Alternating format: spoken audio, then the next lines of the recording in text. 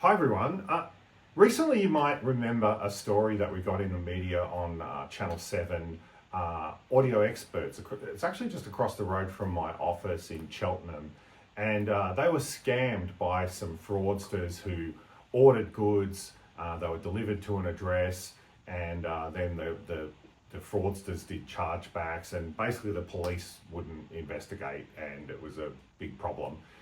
But actually this sort of crime happens all over the city, and one of the groups of people that are not often talked about a lot, but actually are a really important part of our justice system really, are private investigators. And I've got two people with me today here, Richard and Stephen. Thank you so much for speaking with me today. Thank you. And I'll just let them introduce themselves in a minute, but there's also some other issues that are affecting this industry that might actually, in the end, affect you. So keep watching to find out. But firstly, Richard, so what do you do? Like, what's your company and what do you do? Yeah, thank you, David. So my name is Richard James. I'm the director and founder of RIVICA Investigations Covert Solutions. We're situated office in South Melbourne. So we provide specialist surveillance services, investigations, and find people. So predominantly our clientele are law firms, businesses, and private citizens, people who need the answers. You know, if you've got missing family members or if there's concerns regarding what's going on in their life, we tend to be able to be deployed and find the truth, to give them some closure and the ability to move on with life. Right. And Stephen, what about you? So you run a business, but you also run an organisation that represents investigators? Yeah, I'm the Managing Director of Oracle Investigation Services, and I'm also the President of the Association of Investigators and Security Professionals. We, as an association, we're there trying to represent our members throughout government and dealing with regulations and any misdemeanours that investigators may happen to do in relation to private people. We will get calls about that, and we will look into it as well if they're our members. And then on our business side, yeah, we deal with fraud. We do a lot of fraud work. We do surveillance work and investigative work where we go out and interview people and so forth. So from that angle, we're just there we're working in with governments, and we're working in with corporates and the private citizens, as Richard had said, very similar. Yeah, right. So the big question that I think everyone asks is, do you carry guns? All the time. No, You don't carry guns? No, we're not in America. Right. And we don't drive Ferraris with Magnum PA on the registration. Yeah, so like most things you see on television, it's the reality is somewhat different, but the reality is interesting as well. As Richard and Stephen have said, you know, a lot of the work is from government itself, corporates and businesses, or just individuals. But can you give us some examples of like the types of work and maybe some stories of things that, you know, the types of work that you do and how you help people and help solve crimes in some cases? Yeah, for sure. One example of a case we did was for a company that provided temporary fencing. Mm-hmm. And over a period of time they realised their stock was getting low, Mm. and suspected that certain individuals may have been stealing their fences, taking them off sites. I imagine it's expensive too, right? Steel's not cheap. Yeah. Look, so the police couldn't help in this situation, so they came to us where we were able to identify who the suspects were.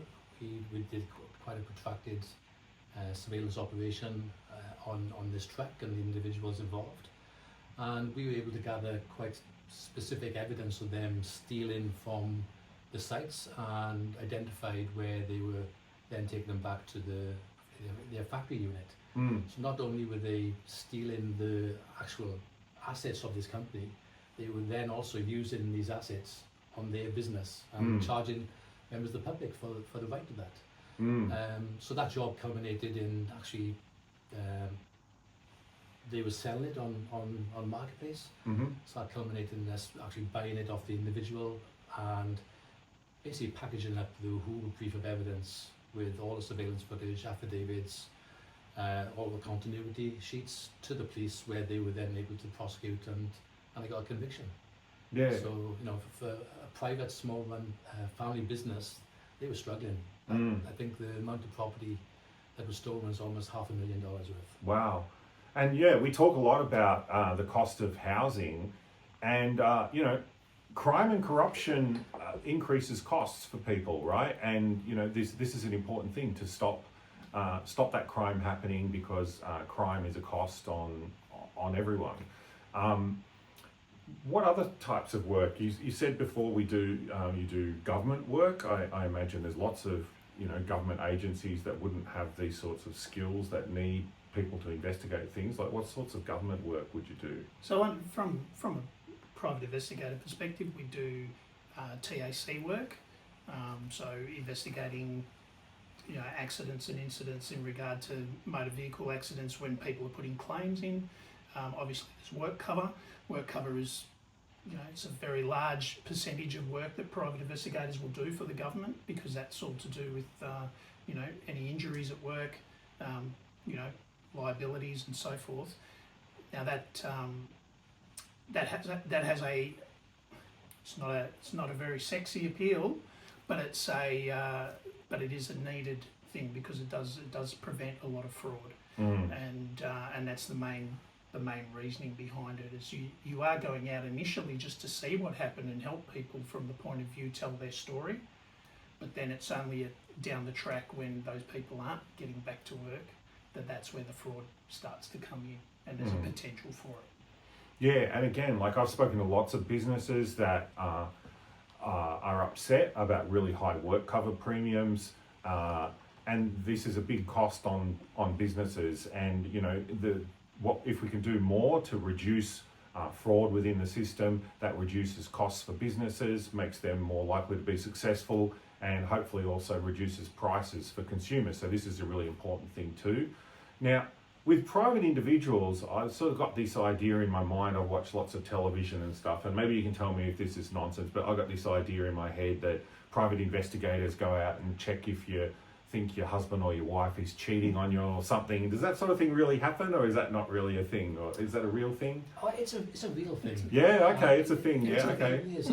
I think if you look at the investigative field, and you know, where we have clients is when trust is gone, whether it's in a personal relationship or a business relationship. When that trust is gone, there's doubt, there's fear, there's no knowledge as to what's going on.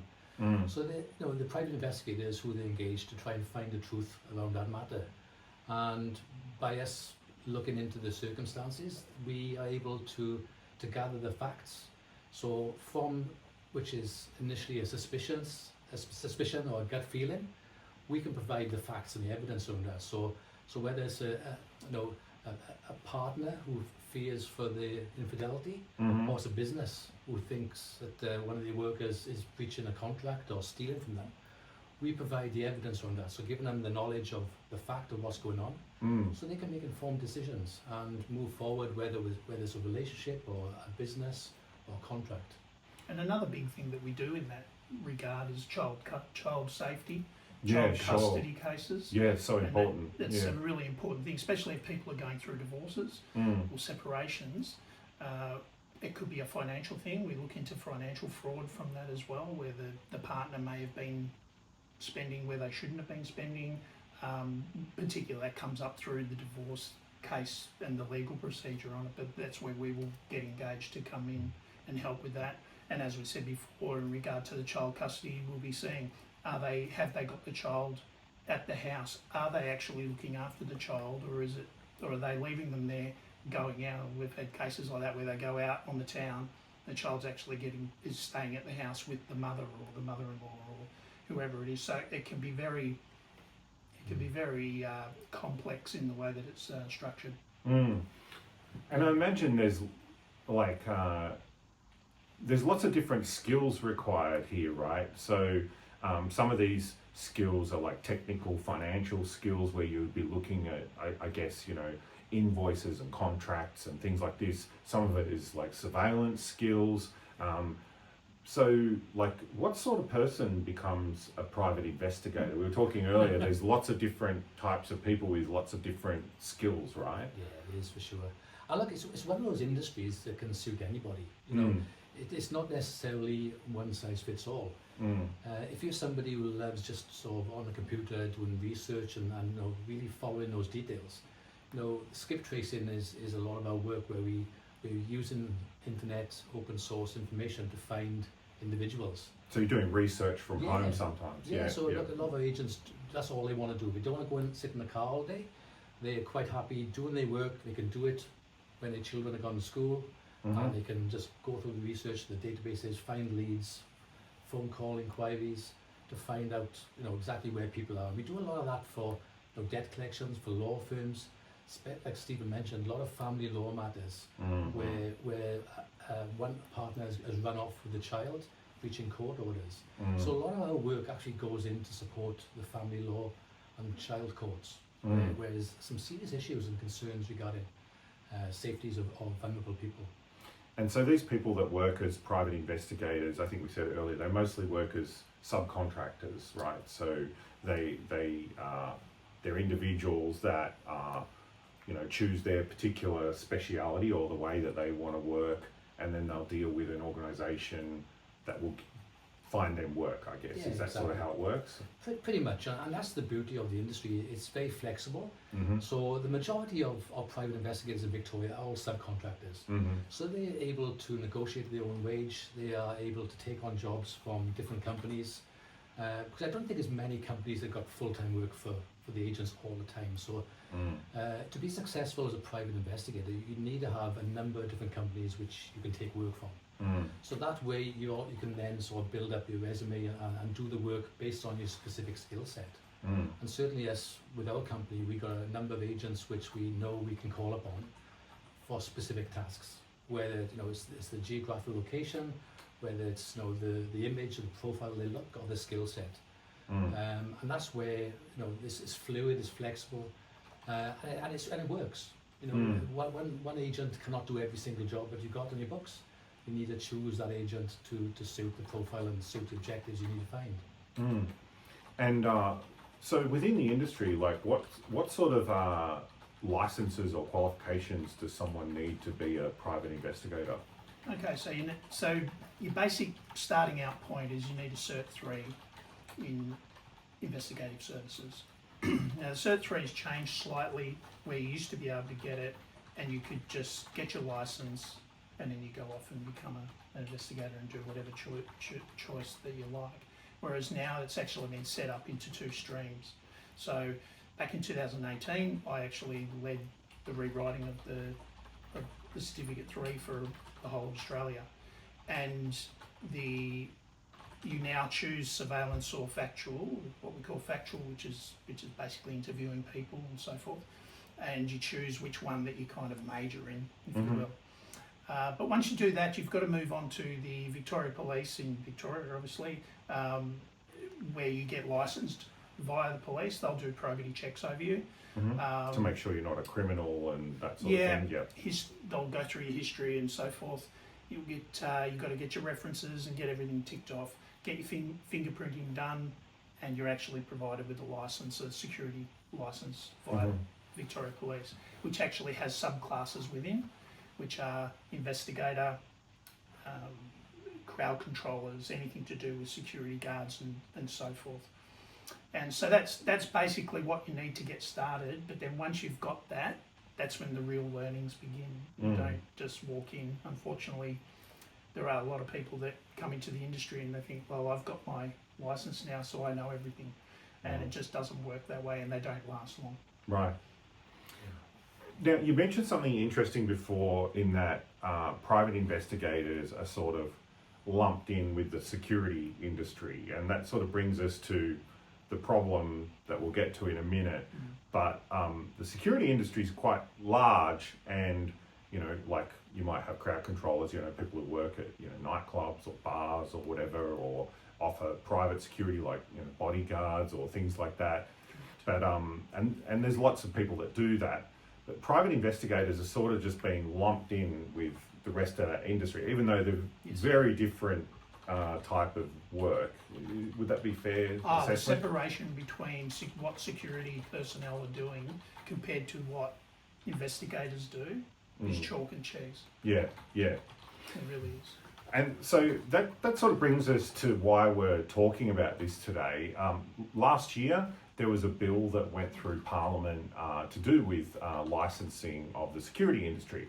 Now, no one at the time, including myself, but no one at the time in Parliament sort of really mentioned private investigators at all. But there was problems within the security industry, and the government put in these new controls, which I don't think anyone opposed. I didn't oppose it. They thought that they were good controls because there were some serious problems within the industry, not the private investigator industry, but within the larger security industry, there were some issues that were happening.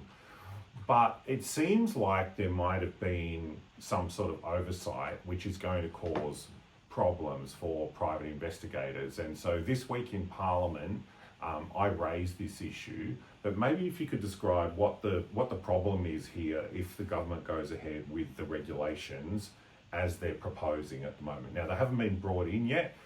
The consultation's just closed. So, I think the timing's good to talk about this sort of thing, and hopefully the government will listen.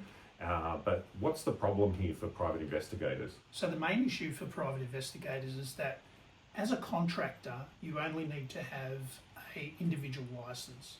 So when you've got an individual license, you can then go to a firm who has a business license. And so the structure is you've got the business license, that person will get jobs coming in that they can then hand out to individual license holders. Those individual license holders generally have an ABN against their name. They might have it as a company. It can vary, but as a general rule, it's just an ABN. They're just a self-employed person who's getting that job. They get that job and they go off and do it. What's being asked of the licensing division at the moment via this legislation is that everybody will now have to have a business license. So the cost implications for that for everybody concerned is obviously the business license. I think don't quote me, I think it's around $1,600, $1,700. I can't remember the exact figure, but It's significant. that's a significant amount of money when you compare it to an individual license, which is $495 or whatever it is. So all of a sudden, it's over $2,000, and it's over $2,000 just to get into the industry, on top of your $2,000 to $2,500 for your certificate, plus your $2,000 for your license, and then you have to actually learn, and that's where people are being held back a little bit, is that they've got to actually come in and learn because they don't get taught everything that you need to know. So you've got that. On top of that, they're putting in extra regulations around what we call risk management plans. Now, risk management plans in relation to security guard work, fantastic idea. You need it. You're front line. You're dealing with incidents, Fights and stuff. Yeah. You're involved. From a PI perspective, as most people don't know us, we're pretty covert. We're not. The overt stuff that we do is going into businesses and interviewing people and being called in to do fraud work or whatever we may do. The rest of the time, nobody knows about us. And that's how we like it. That's the way we're supposed to be. We're not supposed to be known, because if we were out there following you and you knew we were there, it kind of defeats the purpose. So what they're also putting on us is that there's going to be these plans that need to be put in place, which means they need to be signed off by the clients. But the clientele can get quite complex when it comes to government agencies, because there's a lot of middlemen in there, and then there's a lot of key stakeholders that need to be approached for signatures. So just on a work cover matter alone, where we were to go in and have to interview people from a factual point of view, you could potentially need 6 to 7 signatures from different government departments, as well as employers, people who are putting claims in. Then there's the risk assessment from a surveillance point of view. Now, the risk assessment from a surveillance point of view is that you need to be able to know what's going on in that street. Now, surveillance is a very fluid work. It's you could be following someone. You're following someone. You're going here and there. So, what we would be saying is, give us access to tell us the criminal records of every single person in that street that I'm going to be sitting in, because how else can I do a risk assessment on it? Right? It doesn't sound feasible. Sounds impossible. Sounds facetious, but it's not feasible, right? And then on top of that, so we've got that. They're bringing in the business licensing. They're bringing in there was one that we did fight and we did get an exemption on, and that was that they wanted the investigators to be nominated. So we had to give off all the details to all the parties about the investigators, which we don't do, because in our own business, we provide all our investigators with a number, and if you need to know who they are for whatever reason, being maybe court or whatever, then we can tell you who they were, but you will only know them as our number that we've given them. So there's a lot of complexities to it that just aren't going to work for our.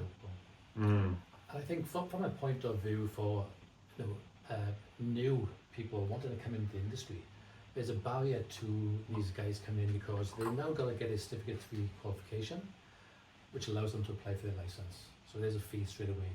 Normally they go and work with a company, shadow someone, learn the trade craft, so they can then start with, I'm good enough, I'll go on my own, and then start working. Now, they've now got to get either a certificate 4 in security risk management, they've got to be a member of an association, or they've got to show contemporary experience in that industry.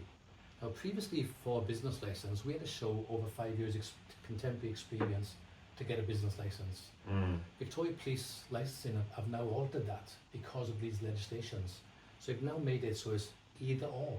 You either got to have 5 years contemporary experience to apply for a license, or be a member of an association, or have a certificate 4 qualification. Now, all this is just for an individual coming into the industry. They then got to look at getting public and liability insurance. That's going to be maybe between 1,000 and 2,000 every year. Work cover insurance, a business plan from the accountant, just to get a license to start coming into the industry to learn. So that's one major issue. The next one is we're losing people. People are seeing these requirements from the experienced, not renewing their license, saying I'm just going to go and work in the Woolworths. I'll give you an example. I got a lady that works for me. She's a young mum. She's got a young child. The job fits her perfectly. She can take on cases, interview people on the phone during the day when the child's in childcare. She's now got to get another business license. She doesn't want to run a business. She wants to be a private investigator, but she is not going to be able to pay for these the qualifications, the extra fees, just to continue what she's doing. And we're going to lose a lot of skilled, experienced investigators from the industry, which is going to have a knock-on effect for the society. There's not going to be enough quality investigators to help find the missing child, to go and do a case when someone's being stalked and get the evidence to give to the police so the police can take action. So it's going to have a huge knock-on effect, which I don't think the government is aware of. And it's also going to have ramifications for the government in that we're not going to be able to perform high-end fraud work for them when there's less quality people coming in, which then has an impost on everybody's hip pocket as a taxpayer, because they're going to have their financials going to the red more and more. Yeah, I mean, like if you've got the situation where there's more barriers to entry for the industry, plus the people that already work in the industry see this as like, this is all too much, I'm going to leave, then you've got a smaller pool of people doing it. And we've already heard just how important this industry is for, helping get justice within family situations, helping businesses reduce fraud, helping taxpayers through reducing fraud on government systems. So it's a very low key but really, really important thing that does help society.